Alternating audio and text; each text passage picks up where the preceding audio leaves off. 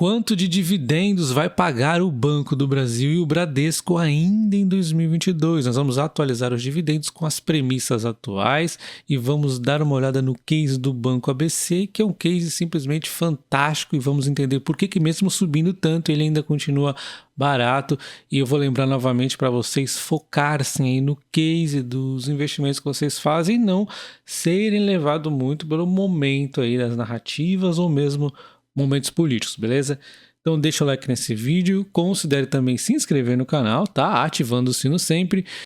Primeiro começando dando uma olhada no mapa do dividendo inteligente pela plataforma da AGF+, a gente vê que o Banco ABC paga 2 vezes ao ano, em junho e em dezembro, então em dezembro deve ser o próximo anúncio. O Banco do Brasil aqui paga 4 vezes ao ano e em novembro, provavelmente junto com o resultado trimestral, deve vir o novo anúncio de dividendos, enquanto o Bradesco costuma anunciar em dezembro, tá? Mas eu dei uma observada aqui no Banco ABC, ele vem mudando um pouco esse comportamento. Por exemplo, a gente vê aqui, ó, em 2022, 21 ele pagou aqui mais já até de 4 vezes. Em 2022 ele já pagou 3, deve pagar a 4ª vez. E eu até perguntei para o banco, vamos ver a resposta depois, se eles pretendem aqui aumentar o fluxo aqui de pagamentos, tá? E eu já vou falar dos dividendos do Banco Bradesco e do Banco do Brasil, mas atente-se ao case do Banco ABC. Primeiro aqui, o que me motivou a troca, olha só, lá no passado, novembro de 2020 aproximadamente, eu troquei aqui o Santander que eu vendi, que a narrativa era toda positiva, que ele pagava muitos dividendos, que ele fazia poucas provisões e era um momento aí contrário, né? Eu jamais imaginaria que ele fosse cair tanto, 23%, mas na verdade minha troca não foi motivada por problema do Santander, foi porque eu gostava do Banco ABC, já estava de olho há muito tempo e eu via aquelas provisões altas, o mercado batendo nele como uma oportunidade, não deu outra, né? Ele foi subindo, subindo, subindo, já sobe aí quase 80%, ó, entre vários zigue-zagues aqui, tá? Eu fui aproveitando sempre nessas quedinhas aqui, mas principalmente aqui em novembro de 2020, se pegar a mínima, sobe até mais de 80%, então assim, o banco realmente teve uma performance muito boa e mesmo com essa alta toda ele ainda está barato. Olha, vamos dar uma olhada aqui. O PL está em 4,78, 7,16, 7,29 aqui o Bradesco e 7,69 o Santander, estão mais ou menos equiparados, exceto o Banco do Brasil que está mais barato. Mas os PL estão meio contaminados aqui, não é muito bom olhar o PL neste momento de banco, tem provisão, tem um monte de questão aí, né?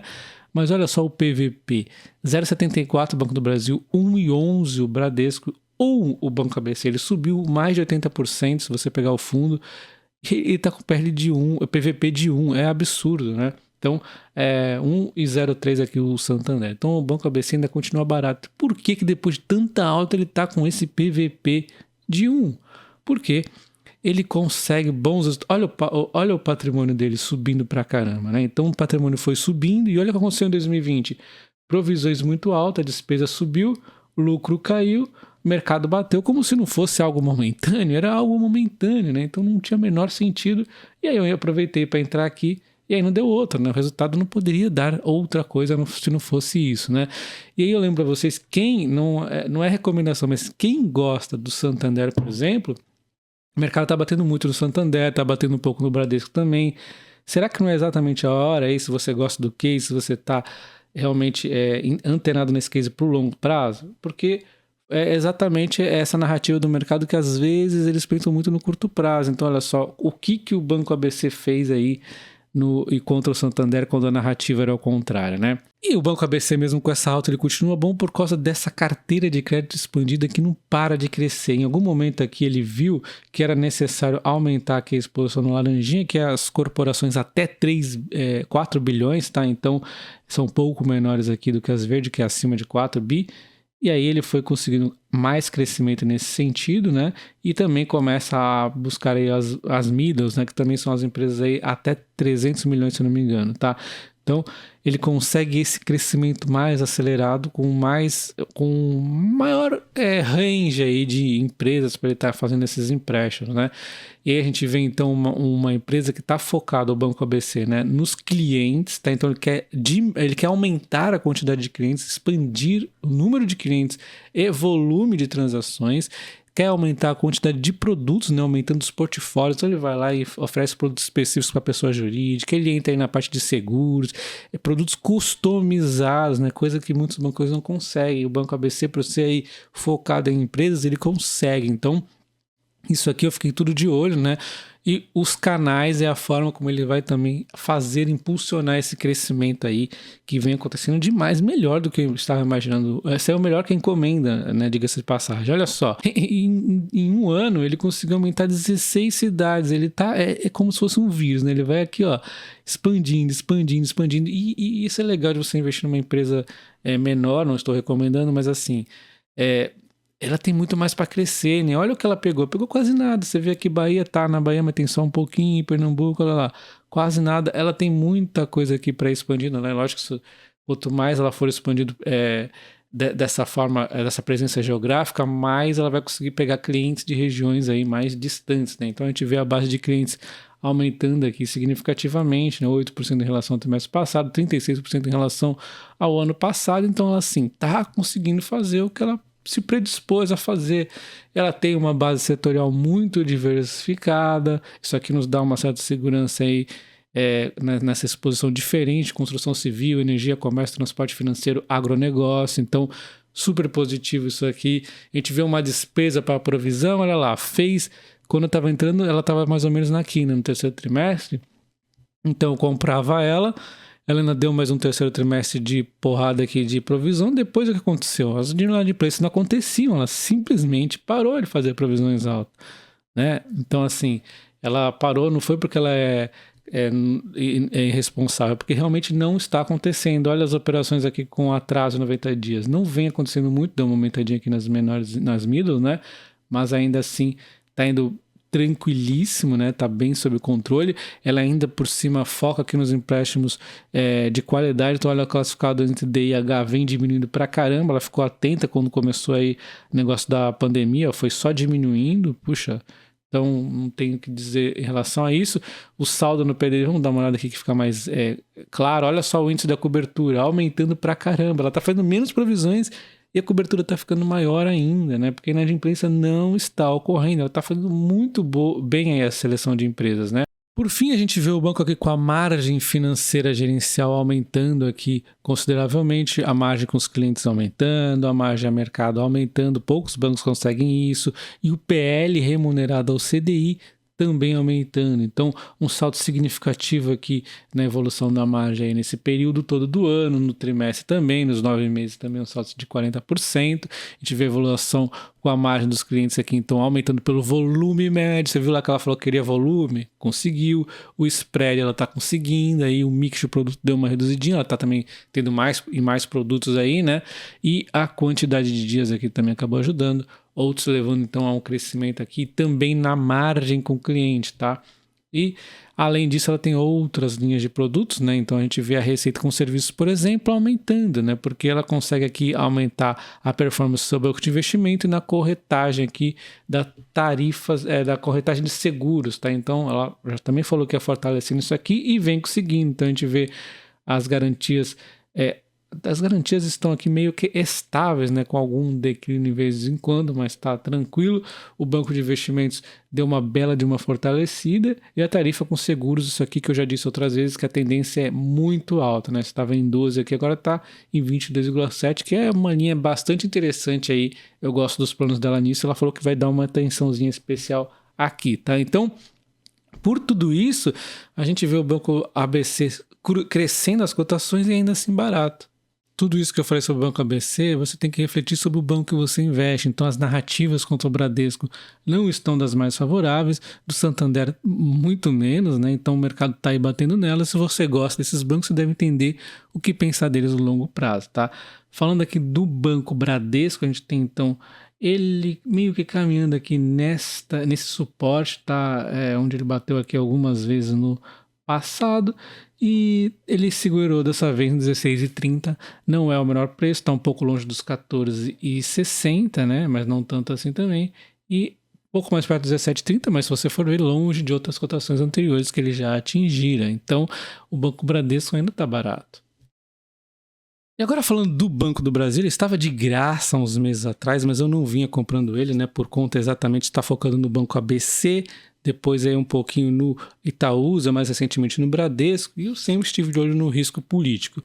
E diga-se de passagem, né, eu jamais falei que as ações de vários setores iam cair. Eu falei inúmeras vezes aqui que elétricas iam manter-se, seguradoras iam manter-se, e a Vale está pouco se lixando para quem é o presidente. Eu falei tudo isso, siderúrgicas. O que eu falei é que Banco do Brasil e Petrobras têm um risco aqui muito grande. Até mesmo a Eletrobras não tem tanto desta vez, né? E os outros bancos eles vão acabar sentindo, se o Banco do Brasil tiver intervenção no Banco do Brasil, eles também vão acabar sentindo um pouco sim, tá? Então isso aqui é que eu falo. E agora surgiu um monte de analista de cotação. As ações caem ou sobem, isso aí indica que o próximo presidente vai ser bom. Vocês estão de brincadeira com a minha cara. Vocês estão tirando essa informação da onde, cara? Não é possível isso. Se as ações subiram ou caíram, eu não tô nem aí. Se o Banco do Brasil subir, eu mantenho a minha tese de 44,80. Eu vendo causa acima, porque é uma posição que eu tenho há muito tempo, eu não pretendo desfazer dela, né? Por causa de qualquer presidente aí populista, e quando ele bate aqui 31,20 eu vendo puts para comprar ela a preços mais baratos. Não vou mudar a minha tese, mas sim, passei a ser mais exigente, estou mais exigente já antes das eleições, até porque a gente lembra da última frase aí que ele disse: o Banco do Brasil não pode lucrar como os bancos privados. Se você não entende essa frase, então você tem algum problema. Eu, que não gosto de nenhum dos dois políticos, vejo bolsonaristas falando aí que a bolsa vai cair infinito, o que não faz sentido, e vejo lulistas que se negam a ouvir o que é dito pelo próprio candidato que eles escolheram. Enfim, é uma loucura esse negócio de política, eu não sei porque vocês ficam aí nessa coisa, tá? Em vez de focar nas ações. Então a gente tem aqui o Bradesco com o mercado aqui fazendo a expectativa de lucros entre 6,7, 6,8. Eu vou pegar todas as estimativas para a gente dar uma olhada, tá? Enquanto eles fortalecem aqui, né, que o Banco do Brasil vai ter uma inadimplência, o Banco Bradesco vai ter uma inadimplência que vai pegar um pouco aqui, né, na sua carteira de crédito, que é muito concentrada inclusive em pessoa física, e os investidores do Bradesco devem focar na qualidade dos ativos, que tiveram performance pior que a concorrência, mas ainda assim projetam lucro de 7 bilhões aqui no caso da Goldman Sachs. Então o Banco Bradesco vai passar por um momento aqui difícil ainda de inadimplência, né? Mas é um bom banco e vai ter um resultado ainda ok, né? Enquanto o Banco do Brasil deve reportar os melhores números aqui em relação aos concorrentes, tá? Vai ter um bom resultado fortalecido pelo rural, como a gente costuma saber já disso, né? Vai também ter baixa inadimplência, uma margem aqui finalmente aí muito boa para o nível de banco que ele merece ser. Então ele arrumou o caminho, né, do rural e tende aí a usufruir muito enquanto deixarem, né? Então a gente pega aqui o lucro do Banco do Brasil aqui projetado pelos analistas, né? XP, Itaú, Bradesco e Goldman Sachs projetaram os lucros, dando 7,45 bilhões de lucros médios para o Banco do Brasil, né? Bem acima aqui dos de 2021, um pouco abaixo do segundo trimestre, mas acima também do primeiro, né? Então, um ótimo resultado. Os últimos 12 meses já deixa ele dentro do guidance, né? 27 a 30 é o projetado, ele está em 27,8. Se der essa média projetada pelo mercado, o seu PVP hoje está em 0,74, como eu já disse, vai cair, seguindo o exemplo aí do Banco ABC, e o PL vai para 4,05, saindo então de 4,78, já que o seu lucro em relação ao terceiro trimestre do ano passado vai melhorar, tá? Com isso nós temos uma recuperação de 9,70, um dividendo aqui então de 3,88, que daria 9,90 de yield, dada a cotação atual. E ele já pagou no ano 3,02 neste ano. A gente não está nem pegando exercício, sem complicar muito, continha de padeiro, então faltariam a pagar 0,86 centavos, dando então neste ano de 2022 ainda para pagar em novembro, né, na verdade, 2,2 de yield de uma só vez, tá? E vindo aqui para os números do Bradesco, nós temos aqui o lucro projetado pela XP, UBS, Genial, a Goldman Sachs, levando o lucro então para 6,81, praticamente em linha com o do ano passado, em linha também mais ou menos aqui com os trimestres anteriores, exceto o segundo trimestre que foi aqui um pouco mais forte. Nós teríamos então um lucro de 27,28, né? Um PL de 6,38, PVP atualmente está em 1,11, né? Então a gente tem aqui um lucro por ação de 2,56, um dividendo de 1,05 aqui na BBDC3, na BBDC4 daria então 1,16, que nos levaria a 6% de yield, na BBDC3 6,5% de yield. Eu acabei diminuindo um pouco, né? Então assim, a gente vê que esse ano está realmente difícil na inadimplência, o que eu previ lá no finzinho do ano passado, a gente vai ter que dar uma reduzidinha, mas ainda assim 7,2, tá? Aqueles números que eu previ era sempre com a bonificação para quem manteve o ano inteiro. Então, quem manteve o ano inteiro tem aí 7,2 de dividendo, né? Então, um ótimo dividendo ainda assim, né? Bom, então nós fechamos aqui que 7,2 é um dividendo plausível, justo aqui para o Bradesco atualmente, mas isso não quer dizer que ele vá pagar tudo que falta nesse próximo anúncio, porque as empresas trabalham com anúncio por ano exercício, né? Então, não é bem assim que funcionaria, né? Tanto que o anúncio anterior não tem nada a ver com esse ano. Enfim, a gente tem aqui então uma perspectiva de talvez ele pagar 70 centavos aqui de dividendo, que daria 4,3 de yield de uma só vez, tá? No banco BBDC3, mas assim, repito, tem um exercício aí que deixa um pouco confuso as coisas. O legal é focar aqui no 7,2 no ano exercício. Lembrando que eu estou usando aqui como payout 45%, que eu acho aqui como justo, mas o banco também pode mudar um pouco. No caso do Banco Brasil, está mais claro as coisas em termos de dividendos. Então deixa o like nesse vídeo, considere se inscrever no canal. Um abraço, até o próximo. Valeu!